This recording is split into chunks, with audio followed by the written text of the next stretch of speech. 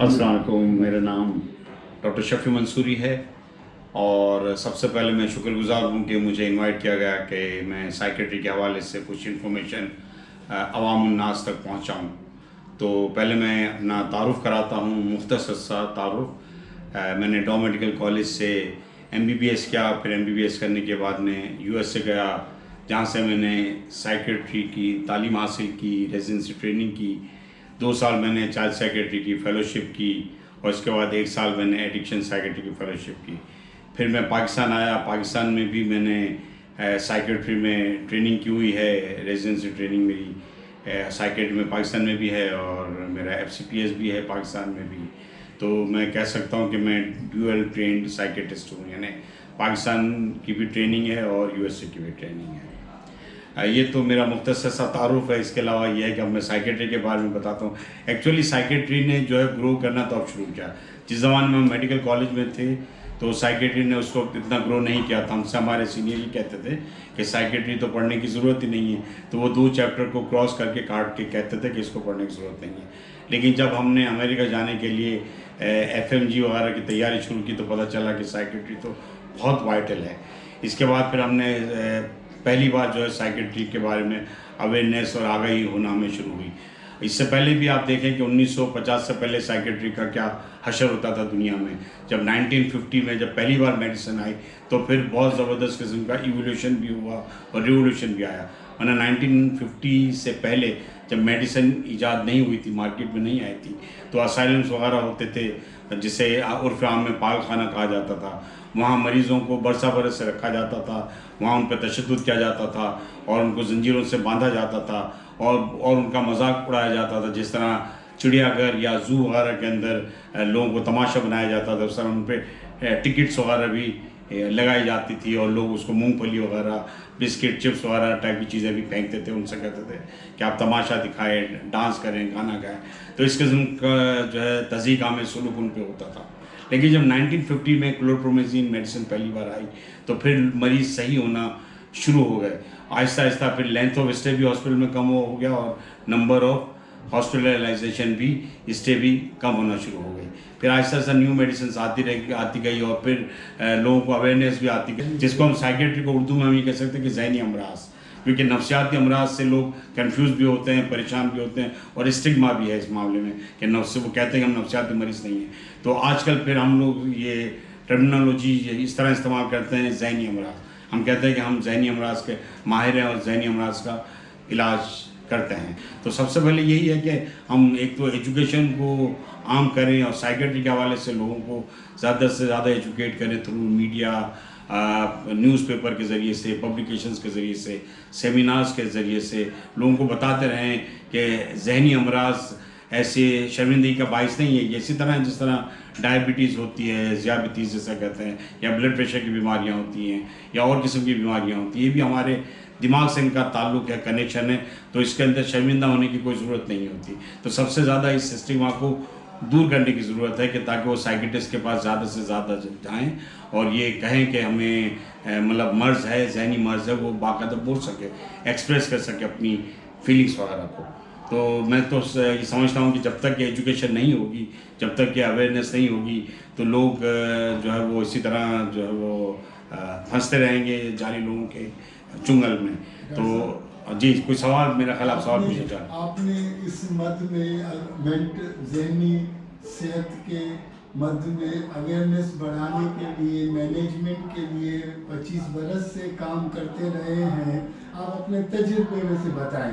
तो मेरा ये भी एक्सपीरियंस, मेरे पास भी यही एक्सपीरियंस है कि लोगों को वाकई नहीं पता कि ज़हनी अमराज हैं क्या चीज़। ना उनको नाम पता है, न उन बीमारियों के हवाले से, ना उनको उनके साइन एंड सिम्टम्स पता है, ना उसको इलाज के हवाले से ये आ गई है कि हमें जाना किसके पास है, हमें किसके पास जाना चाहिए। तो उसके लिए प्राइमरी केयर जो होते हैं, जो जनरल फिजिशियन होते हैं, उनका भी रोल बहुत ज़्यादा है कि वो उनमें आगाही पैदा करें, उनको समझाने की कोशिश करें, डॉक्टर की तरफ वो डॉक्टर की तरफ रेफ़र करें। अगर वो पहले तो बेसिक चीज़ों को डील करें, बेसिक चीज़ों को एड्रेस करें, लेकिन अगर वो समझें कि ये स्पेशलिस्ट का केस है तो वो साइकेट्रिस्ट को, माहिर नफ्सियात को या ज़हनी अमराज के डॉक्टर को रेफ़र करें। तो उनका भी बहुत ज़्यादा रोल है इसमें। हाँ। अच्छा सर, इसमें मोस्ट कॉमन कौन सी डिजीज है जिसके लिए आप बताना चाहें आवाम को कि, देखिए हमारे माशरे में जो सबसे ज़्यादा एक तो और उसके डिप्रेशन। सिम्टम्स क्या है कि वो आपके पास आ जाए, जब उसके साथ वो कैफियत होने जी, जी। लगे तो वो डॉक्टर के पास पहुंचे? देखिए हमारे यहाँ जो सबसे ज़्यादा इलनेसेस वगैरह है वो डिप्रेशन और एंजाइटी के हैं। ठीक है, डिप्रेशन एंजाइटी यूरोप वगैरह में तो डिप्रेशन की जो फीमेल्स वगैरह हैं वो एक्सप्रेस करते हैं अपनी फीलिंग्स को, क्योंकि वहाँ एक्सप्रेशन की आज़ादी ज़्यादा है। हमारे यहाँ फीमेल्स एक्सप्रेस नहीं कर पाती तो वो फिर सोमेटिक कंप्लेंट्स की सूरत में होती हैं। फीमेल ये कहेंगी कि मुझे सर में दर्द होता है, मुझे सीने में दर्द होता है, पेट में दर्द होता है, टांगों में दर्द होता है। तो डिप्रेशन के अलामात जो है वो फिजिकल सिम्टम्स की सूरत में ज़्यादा नज़र आती है हमारे माशरे के अंदर, बजाय इसके कि वो फीमेल कहें कि मुझे उदासी होती है, मायूसी होती है। तो अगर हम डिप्रेशन में देखें बेसिकली तो डिप्रेशन के अलामात 4-5 अलामात अगर हमें मिल जाए तो हम कहेंगे इससे डिप्रेसिव डिसऑर्डर्स है, और ये 2 हफ्ते या 2 हफ्ते से ज़्यादा तक के अरसे में हो। मसलन उदास रहना, मायूसी होना, लैक ऑफ इंटरेस्ट है, लैक ऑफ प्लेजर है, भूख का डिस्टर्ब होना, कम होना या ज़्यादा होना, नींद का डिस्टर्ब होना। ठीक है, इसी तरह अपने आप को मलामत करना, फीलिंग्स ऑफ गिल्ट है। ठीक है, तो इसी तरह की कुछ अलामात हैं। अगर 4 सिम्टम या 4 से ज़्यादा सिम्टम्स हो जाए तो हम उससे कहते हैं कि इससे डिप्रेसिव डिसऑर्डर हो गया। इसी तरह कुछ एंजाइटी की अलामत होती हैं जिसके अंदर ट्रेमर्स होते हैं, कपकपी होती है, पसीना आता है, सर में दर्द होता है, एप्रीहेंशन होता है, फ्यूचर के हवाले से ज़्यादा खौफ होता है कि क्या होगा, एक अनजाना सा खौफ जिससे होता है, जिसे हम एंजाइटी कहते हैं। तो उमूमन जो है वो डिप्रेशन और एंजाइटी में ओवरलैपिंग बहुत ज़्यादा होती है। तो हम इसे डायग्नोज नहीं कर पाते और घर वाले कहते हैं ये खामोश सा है, खा नहीं रहा, पी नहीं रहा, लेकिन नहीं समझता कि ये डिप्रेसिव डिसऑर्डर में जो है वो पेशेंट जा चुका है। इसी तरह शीज़ोफ्रेनिया एक मर्ज़ है जिसे उर्फा में पहले पागलपन कहा जाता था, लेकिन हम अब पागलपन का लफ्ज़ इस्तेमाल नहीं करते, अब हम मेंटल डिसऑर्डर्स कहते हैं। ठीक है, तो वो शीज़ोफ्रेनिया के अंदर भी होता है कि साइकोटिक सिम्टम्स होते हैं, loss of touch with reality, यानी रियलिटी से नाता ख़त्म हो जाता है। फिर उससे होता है कि इरेलीवेंट बातें करता है, बेतुकी बातें होती हैं, कानों में गैबी आवाज़ें आती हैं, शकों को शुबात वगैरह होते हैं, नींद डिस्टर्ब होती है, भूख वगैरह डिस्टर्ब होती है। तो ये सारी चीज़ें होती हैं, अपने नहाने वगैरह का ख्याल नहीं रख सकता। तो सर इसका रीज़न क्या होता है उस डिजीज़ का, ये शिज़ोफ्रेनिया? हाँ, ज़्यादातर इलनेसेस को अगर आप देखें तो हम इस तरह बायोसाइकोसोशल में क्लासीफाई कर सकते हैं कि बायोलॉजिकल कॉजेज होते हैं, साइकोलॉजिकल कॉजेज होते हैं, सोशल कॉजेज होते हैं। बायोलॉजिकल कॉजेज में जो है जेनेटिक्स, मूरूसी अवामिल का ज़्यादा रोल है कि अगर आबा अजदाद में किसी को है वो जीन्स जो मुंतकिल हो गई है तो फिर वो किसी को भी हो सकता है। अगर 2 पेरेंट्स हुए तो चांसेस ज़्यादा हो जाएंगे। इसी तरह कज़न्स में है, बच्चों में, भाइयों में है, बहनों में, तो वो उसी तरह जो है वो उसकी इलनेसेस बढ़ती जाएगी। तो जीन्स का रोल है, फिर इन्वायरमेंट्स का रोल है कि इन्वायरमेंटल स्ट्रेसेस जो लाइफ के अंदर है, चाहे वो फाइनेंशियल स्ट्रेसेस हों, एजुकेशनल स्ट्रेसेस हों, पॉलिटिकल स्ट्रेसेस हों, फैमिली के स्ट्रेसेस हों। इसी तरह एडिक्शन है, नशे की जितनी भी बीमारियां हैं, जो नशे हैं। सर नशा भी डिप्रेशन की वजह से या स्ट्रेस की वजह से लोग कर रहे होते हैं? नहीं, नशा करने की भी बहुत सारी वजूहत है। उसमें भी एक तो पीयर प्रेशर होता है, एक तो होता है मूरूसी भी हो सकता है, मूरूसी के अलावा जेनेटिक्स के अलावा पीयर प्रेशर होता है कि जब 13-14 साल का होता बंदा तो फिर उस पर कोई दोस्तों का जो है वो प्रेशर आता है कि आप इस्तेमाल करके देखें, एक्सपीरियंस करके देखें, आप एक्सपीरियंस करेंगे तो इससे बड़ा फ़ायदा होगा। तो वो उस एज में 13-14 साल में एक्सपीरियंस के चक्कर में यूज़ करता तो वो उसका आदी हो जाता, एडिक्शन वगैरह का आदी हो सकता है। फिर जाहिर है वो स्ट्रेसर्स हैं, दबाव है, सहनी दबाव का शिकार हो जाता है तो वो उस तरफ चले जाता है। अवेलेबिलिटी है, नशा अगर जितनी फ्रिक्वेंटली अवेलेबल होगा और सस्ता होगा तो वो लोग जो है उसको ज़्यादा से ज़्यादा इस्तेमाल करेंगे। तो एडिक्शन साइकेट्री भी है, इसी तरह फॉरेंसिक साइकेट्री भी है, चाइल्ड साइकेट्री भी है। ठीक है, तो सेक्स की साइकेट्री भी है। तो साइकेट्री एक बहुत ही ब्रॉड स्पेक्ट्रम में। अच्छा सर, इसमें अगर कुछ हम वाइटामिन्स की बात करें कि बॉडी में कुछ चीज़ों की कमी हो जाती है जैसे, ठीक है, तो उसका भी इफेक्ट तो फिर ब्रेन पे पड़ता होगा कि हाँ। उस केस में भी पता नहीं चलेगा उसको डेफिशिएंसीज हैं बहुत सारी, लेकिन उसको फील कुछ और हो रहा है और वो समझ कुछ और है। जी बिल्कुल, आप सही कह रहे हैं। एक तो न्यूरोकेमिकल इम्बैलेंसेस वगैरह होते हैं। न्यूरोकेमिकल में सेरोटोनिन हो गया, नोरेपिनेफ्रिन, एसिटाइलकोलिन, इन सबका रोल है साइकेट्री। इसके अलावा ये भी है जो विटामिन डी है उसकी डेफिशिएंसी की वजह से भी डिप्रेशन भी हो सकता है और शिज़ोफ्रेनिया वगैरह भी चीज़ें हो सकती है। तो हमें अपने जो डाइट का खास तौर पर ख्याल रखना चाहिए कि मुख्तलिफ मिनरल्स की डेफिशिएंसी, मुख्तलिफ विटामिन की डेफिशिएंसी, इलेक्ट्रोलाइट्स की डेफिशिएंसी की वजह से भी बहुत सारे साइकेट्रिक इलनेसेस हो सकते हैं। अगर कोई एनीमिक है, एनीमिया, खून की कमी, तब भी साइकेट्रिक इलनेसेस होने के चांसेस ज़्यादा है। एंजाइटी खास तौर पर उससे हो सकते हैं, डिप्रेशन हो सकता है। तो ये बहुत सारी, इसीलिए हम जो है वो बेसिक लैब वगैरह करवाते हैं, लेबोरेटरी में टेस्ट कराते हैं, उनके खून का टेस्ट कराते हैं कि हम मालूम करते हैं कि कोई एबनॉर्मलिटी तो नहीं है। फिजिकल एग्जामिनेशन करते हैं, इसके बाद थायराइड का एग्जाम। टेस्ट इसके मेजर टेस्ट कौन से होते हैं जिसमें आप उसमें बेसिक टेस्ट कराते हैं, जैसे हम जो सीबी से करा लिया, हीमोग्लोबिन हीमोग्लोबिन कराया, थायराइड वगैरह का करा लिया, ओके। क्योंकि अगर हाइपरथायराइडिज्म हो उसमें डिप्रेशन हो सकता है, सही। हाइपरथायराइडिज्म में तो एंजाइटी हो सकता है। तो खून के जरिए से ये बेसिक टेस्ट होते हैं कि कोई ऐसी प्रॉब्लम तो नहीं है थायराइड में, लिवर वजह से में, ब्लड में। तो बेसिक टेस्ट हो जाते हैं जिससे हमें एक आइडिया होता है कि खुदा न खास्ता कोई सीवियर किस्म की इलनेस तो नहीं है। बिल्कुल। इसके बाद फिजिकल अच्छा सर, एग्जामिनेशन। जैसे एक इंसोम्निया है, रात को बंदा जो है ना नींद में उठ के घूमे और वो करता रहे, तो वो क्या कैफियत है कि उस वो भी एक डिजीज में आता है या क्या कि रात को सोते हुए भी बंदा उठ के ना चलने फिरने लगे? हाँ, ये अमूमन ये जो आप कह रहे हैं बच्चों में होती है, बड़ों में तो बहुत ही कम होती है, रेयर होती है। लेकिन इसके अंदर भी जो है कि जैसे स्लीप टेरर है, नाइटमेयर्स हैं, उनके साथ इसकी एसोसिएट होती है कि रात को बंदा जो है वो चलना शुरू कर देता है, तो उसमें बाज़ वो बड़ा खौफनाक भी हो सकता है कि वो सीढ़ी उतर के बाहर भी जा सकता है। इसलिए प्रिकॉशन करनी चाहिए, एहतियात करनी चाहिए कि वो कहीं बाहर निकल के ना चला जाए। तो उसकी भी बहुत सारी प्रिकॉशन है, उसकी भी बहुत सारी। सर, ये भी किसी स्ट्रेस की वजह से इंसोम्निया हो जाता है या कोई इसमें क्या सिचुएशन बनती है कि बंदा इंसोम्निया के भी देखें बहुत सारी वजूहात हो सकती जैसे है। नाइटमेयर्स आपने बताया, जी जी, नाइटमेयर्स बच्चों में होती है, हाँ। वो स्ट्रेस की वजह से भी हो सकता है। देखिए, हम इसको यही कहते हैं कि इंसोम्निया जो है ना, नींद की प्रॉब्लम जो है ना, वो बहुत सारी इलनेसेस में हो सकती है। इंसोम्निया बेसिकली एक सिम्टम होता है। Okay. जैसे नींद की जो डिफिकल्टी है, प्रॉब्लम है, वो शिज़ोफ्रेनिया में भी हो सकता है, डिप्रेशन में भी हो सकता है, एंजाइटी में भी हो सकता है, और एक प्राइमरी इंसोम्निया होता है। प्राइमरी इंसोम्निया का मतलब है कि कोई उसका इलनेस नहीं है, सिर्फ एक स्लीप की डिस्टर्बेंसेस है Okay. कि उसको लेट नींद आती है या बीच में उसकी आँख खुल जाती है, ठीक है, या फिर जल्दी आँख खुल जाती है, ठीक है। तो ये मुख्तलिफ किस्म की जो डिस्टर्बेंसेज है स्लीप की, तो स्लीप डिसऑर्डर्स कहलाता है। स्लीप डिसऑर्डर्स में बहुत सारे इलनेसेस आती है जो स्लीप से रिलेटेड होती है। इवन उसमें मेडिसिन भी हैं कि कुछ मेडिसिन के साइड इफेक्ट्स हैं जिसके जी। भी मेंटल इफेक्ट्स होते जी। हैं, मेंटल हेल्थ के, कि आप कोई ऐसी दवाई कोई दे रहा है उसके भी कुछ साइड इफेक्ट्स मेंटल हेल्थ पे जी, असल में देखें, मेडिसिन तो कोई भी ऐसी मेडिसिन दुनिया में नहीं है जिसका कुछ ना कुछ साइड इफेक्ट्स ना होते। इवन आप जो पैरासीटामोल लेते हैं, ठीक है, उसके भी साइड इफेक्ट्स होते हैं। एस्प्रिन लेते हैं, उसके भी साइड इफेक्ट्स होते हैं। लेकिन ये कि साइड इफेक्ट्स इतने ज़्यादा नहीं होते जितने इलनेसेस आदमी को पैरालाइज कर लेती है। कि अगर फर्स्ट करें किसी को शिज़ोफ्रेनिया हो गया, तो शिज़ोफ्रेनिया से उसकी पूरी ज़िंदगी की फंक्शनलिटी खत्म हो जाती है, किसी काम का नहीं रहता। So तो basically इसलिए वो वो ब्रेन उसमें डिकम्पोज होने लगता है या क्या होता है शिज़ोफ्रेनिया में? शिज़ोफ्रेनिया में न्यूरोकेमिकल इम्बैलेंसेस हो जाती है। वो Imbalance हाँ होती जी, हम बिल्कुल उसके अंदर जैसे मतलब डोपामिन का रोल बहुत ज़्यादा है, Okay. सेरोटोनिन का है, ठीक है। तो इस तरह में इम्बैलेंस हो जाता है। हम इससे कहते हैं कि न्यूरोकेमिकल इम्बैलेंस हो गया। तो फिर हम ये मेडिसिन देते हैं, जैसे शिज़ोफ्रेनिया में डोपामिन का लेवल हाई हो जाता है, तो हम ऐसी मेडिसिन देते हैं जिससे डोपामिन का लेवल कम हो जाता है। ओके, ठीक है, तो उसकी वजह से वो फिर बैलेंस में होता है, तो वो जो उसके सिम्टम्स है शिज़ोफ्रेनिया के, वो फिर खत्म हो जाता है। सही।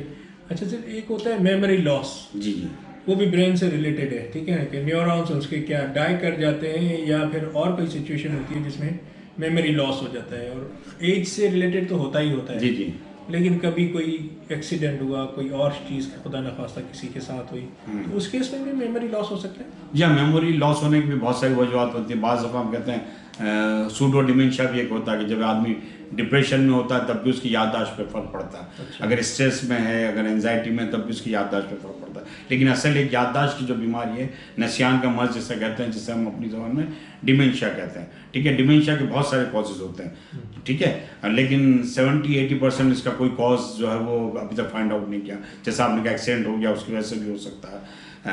विटामिन B1 की डेफिशिएंसी है, उसकी वजह से भी हो सकता है, ठीक है। अगर कोई अल्कोहलिक है, अल्कोहल है, उसकी वजह से भी हो सकता है। HIV है, उसकी वजह भी हो सकता है। तो बहुत सारी वजूहत है डिमेंशिया के भी, ठीक है। लेकिन अगर ये सारी वजूहत हम पहले रूल आउट कर हटा दें, ख़त्म कर दें सारी वजूहत, तो फिर अल्जाइमर डिजीज़ एक कहलाता कि हमने सारी इन्वेस्टिगेशन कराई, हमने CT स्कैन कराया, हमने EEG कराया, हमने लैब सारी करवाई, तो हर चीज़ नॉर्मल आई। तो फिर अगर लॉस ऑफ मेमोरी वगैरह हो रहा है, प्लस इंटेलेक्चुअल डिसेबिलिटी भी हो रही है साथ के अंदर, ठीक है, पर्सनैलिटी चेंजेस भी हो रही है, तब हम कहेंगे अल्जाइमर डिजीज़ हो गई है। अच्छा। अल्जाइमर डिजीज़ में फिर हम मेडिसिन देते हैं, जो कि मेडिसिन उसके फर्दर प्रोग्रेस को रोकती है, लेकिन उसको बिल्कुल ख़त्म नहीं करती, फर्दर उसको डिटोरिएट होने से रोक देती है मेडिसिन कि आगे और ज़्यादा इतना डैमेज ना हो कि वो लोगों को पहचानना भी भूल जाए। शुरू में तो उसको रिसेंट मेमोरी उसकी डिस्टर्ब होती है, इसके बाद ऐसा वक्त भी आता है कि लोगों के नाम वगैरह भी भूल जाता है और रिश्ते नाते भी पहचानना भूल जाता है, उसे याद नहीं रहता कि ये मेरी माँ है, बहन है, भाई है, वालिद है, इस हद तक चला जाता है। डिटोरेशन इतनी ज़्यादा होती है, तो अगर शुरू के अंदर ही मेडिसिन दे दी जाए तो इतनी ज़्यादा फिर डिटोरेशन नहीं होती। अच्छा सर, एक और कि जब किसी को कोई सदमा पहुंचता है, खुदा न खास्ता, ठीक है ना, तो कोई फैमिली में किसी की डेथ हो गई या और कोई चीज़ें हो गई, तो उसका कितना इम्पैक्ट है फिर ब्रेन पे, या उस सिचुएशन में लोगों को क्या करना चाहिए? उसे हम जो है ग्रीफ रिएक्शन कहते हैं कि हर एक की ज़िंदगी में ऐसा आता है कि किसी न किसी का इंतकाल जब होता है, चाहे वो वालिदैन का हो, भाई का हो, बहन का हो, किसी भी तो वो हाँ, तो किसी का भी इंतकाल हो जाए तो एक ख़ास कैफियत सी ज़ाहिर तारी होती है, उदासी भी होती है, उसको रोना भी आता है, उसकी मतलब याद भी आती है, ठीक है। तो वो सारी चीज़ें हम नॉर्मल ग्रीफ कहलाता है कि हर आदमी अगर जो है वो ज़ाहिर रो रहा है, उदास भी है, थोड़ा सा मायूसी भी हो रही है, स्लीप डिस्टर्ब हो गई, भूख डिस्टर्ब हो गई, तो हम उसे ग्रीफ रिएक्शन कहते हैं कि उसके अंदर फिर मेडिसिन की ज़रूरत नहीं होती, सिर्फ काउंसलिंग की ज़रूरत होती है। अच्छा। लेकिन अगर ये हो कि ये परसिस्ट करे मोर देन 6 months और बहुत ज़्यादा हो जाए कि इस हद तक हो जाए कि सुसाइडल थॉट्स आने लग जाए, ठीक है, कि वो अपने आप को मारने भी लग जाए, तब हम उससे कहते हैं कि अब ये एबनॉर्मल ग्रीफ हो गया। नॉर्मल ग्रीफ नहीं है, लेकिन नॉर्मल ग्रीफ वही होता है कि किसी के इंतकाल के बाद अगर कोई सदमे की वजह से कुछ उसके सिम्टम्स हो रहे हैं तो वो सर्टेन पीरियड तक होते हैं, उसके बाद वो ख़त्म हो जाते हैं, तो वो नॉर्मल ग्रीफ होता है, उसमें कोई ऐसी परेशानी की बात नहीं होती। अगर फर्स्ट करें कि वो साइकोलॉजिस्ट के पास आते हैं या साइकेट्रिस्ट के पास आते हैं तो काउंसलिंग होगी तो उसे काफ़ी सपोर्ट मिल जाता है, क्योंकि वहाँ उसकी कैथारसिस होती है। दूसरों के पास जाएंगे तो लोग उसका मजाक उड़ा सकते हैं या उसकी बात ना समझे, लेकिन हम लोग इस प्रोफेशन में अंदर किसी का मजाक नहीं उड़ाते, बहुत सीरियसली संजीव से उसकी बात सुनते हैं, समझते हैं, और बाहर जाके जाहिर हम ना किसी को बताते हैं, कॉन्फिडेंशियलिटी भी मेंटेन करते हैं कि ये बातें पता ना चले, और उसका मजाक भी नहीं उड़ाते। तो अगर वो हमारे पास आए तो उनको काफ़ी रिलीफ मिलता है कि अपनी वो सारी बातें जो वो किसी से भी नहीं कह सकती, वरना अपनी माँ से, ना बाप से, ना भाई से, वो हमसे आके शेयर कर दी। फिर बाकी बात तो हम अलग है कि हम उसको एजुकेट करें, हम अपनी बातें सुनाएं। सुनना ही काफ़ी थेरेपेटिक होता है कि हम उनकी बात को गौर से आधे घंटे तक सुने, और एक ऐसा आदमी जो न्यूट्रल होकर सुने।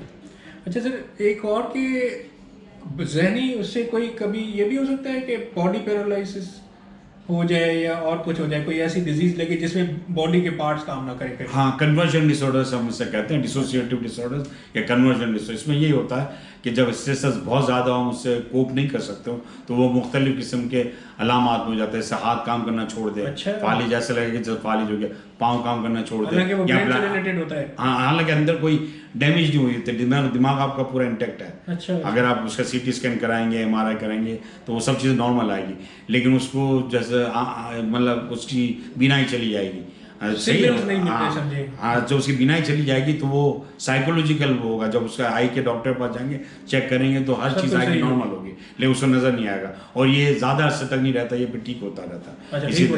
इसी तरह कोई जो है मतलब गूंगा हो जाता, बोल नहीं सकता, बात नहीं कर सकता, कोई हाथ पाँव चला नहीं सकता, तो इस तरह कन्वर्ट हो जाते हैं वो जो स्ट्रेसेस हैं, जब वो एक्सप्रेस नहीं कर पाता कोई, तो मुख्तलिफ बॉडी सिम्टम्स में कन्वर्ट हो जाता है। लेकिन वो टेम्परेरी होता है, वो मतलब टेम्परेरी होता है। फिर वो कोई भी जो फिजिशियन हमारे पास ही भेजता है कि हमने इसकी इन्वेस्टिगेशन की, तो नॉर्मल इसे न्यूरोलॉजिस्ट ने देखा, तो न्यूरोलॉजिस्ट ने कहा कि भाई इससे कोई स्ट्रोक या कोई इन्फार्क्शन या हेमरेज कुछ भी नहीं है, हर चीज़ सही है। तो ये जो पैरालिसिस हुई है ये मतलब ज़ाहिर कन्वर्जन हुई है, तो वो हमारे पास आता है, फिर हम उसको ट्रीट करते हैं। हिप्नोसिस वगैरह होती है और थेरेपी होती है, काउंसलिंग होती है, मेडिसिन देते हैं, तो फिर वो कन्वर्जन फिर सही हो जाता है, वो परमानेंट डैमेज नहीं होता। इस तरह करके उसकी ब्लाइंडनेस गई है तो सही। तो एक काइंडली मैसेज दे दें, और बस मैं सिर्फ यही मैसेज दूंगा कि देखें, ये जो अमराज हैं, जहनी अमराज है, उसके हवाले से जो है वो शर्माना नहीं चाहिए, और माहिर जहनी अमराज हैं या साइकेट्रिस्ट हैं या साइकोलॉजिस्ट हैं, उनसे ज़रूर जो है रुजू करना चाहिए। इवन आपके मामूली से इश्यूज़ हैं उस पर भी आपको उनसे जाके बात करनी चाहिए, उसमें हमें शर्माना नहीं चाहिए, झिझकना नहीं चाहिए। ख़ासतौर पर अगर बहुत ज़्यादा मायूसी हो रही हो, सुसाइडल थॉट्स आ रहे हो, होमोसाइडल थॉट्स आ रहे हो, ठीक है, एग्रेशन बढ़ रहा हो, एंगर हो रहा हो, स्ट्रेस को मैनेज ना कर रहे हो, तो आप फिर ज़ाहिर है साइकेट्रिस्ट से रुजू करें, ताकि स्ट्रेस मैनेजमेंट के ज़रिए से स्ट्रेस को कम किया जा सके, एंगर मैनेजमेंट के ज़रिए से एंगर को कम किया जा सके।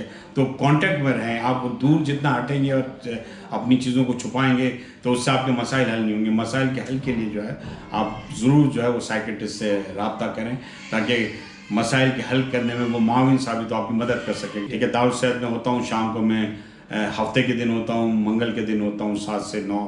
फिर मैं कराची साइकेट्रिक हॉस्पिटल में भी होता हूँ, द हीलिंग होम में भी होता हूँ, सारा विलेजेस में होता हूँ और बहुत सारी जगहों पे होता हूँ।